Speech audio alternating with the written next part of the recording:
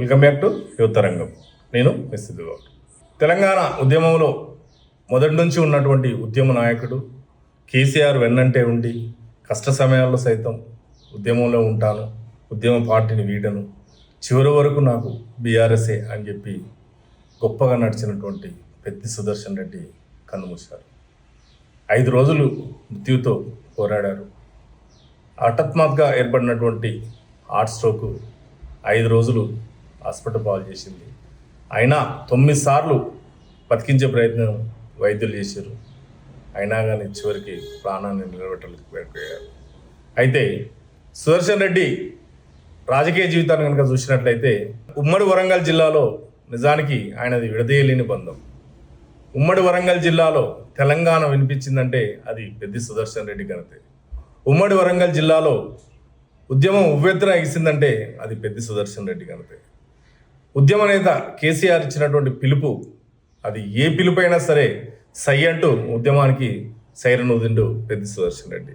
సకల జిల్లా సమ్మె కానివ్వండి, మానవ హారం కానివ్వండి, రైలు రోకో కానివ్వండి, తెలంగాణ గర్జన లాంటి సభలను కూడా గర్జించేలా, తెలంగాణ ఉద్యమం ఉవ్వెత్తున ఎగిసిపడేలా పెద్ది సుదర్శన్ రెడ్డి ఉద్యమించాడు. ఉద్యమంలో పెద్ది సుదర్శన్ రెడ్డి పాత్ర నిజంగా చిరస్మరణీయమని చెప్పుకోవాలి. రాజకీయ పదవుల కోసం పాకలాడిన వ్యక్తి కాదు, తెలంగాణమే నా ప్రాణమని పోరాడినటువంటి నాయకుడు పెద్ది సుదర్శన్ రెడ్డి.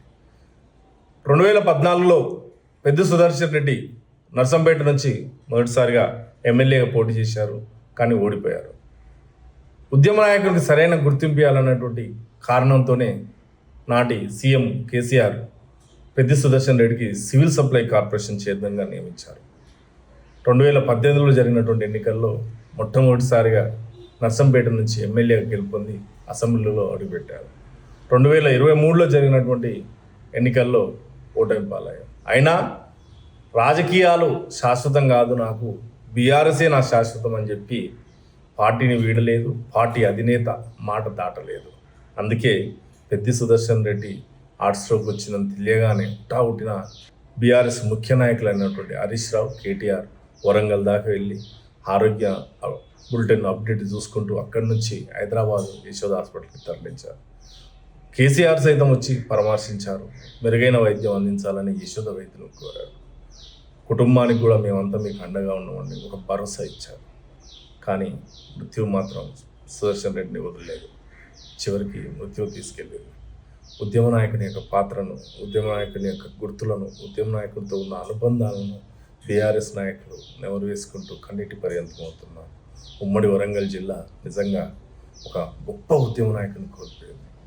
నిజమైన నిఖార్సైన ఉద్యమ నాయకుడు పెద్ది సుదర్శన్ రెడ్డి. అలాంటి గొప్ప నాయకుడికి ఆత్మకు శాంతి చేకూరాలని కోరుకుంటూ నమస్తే.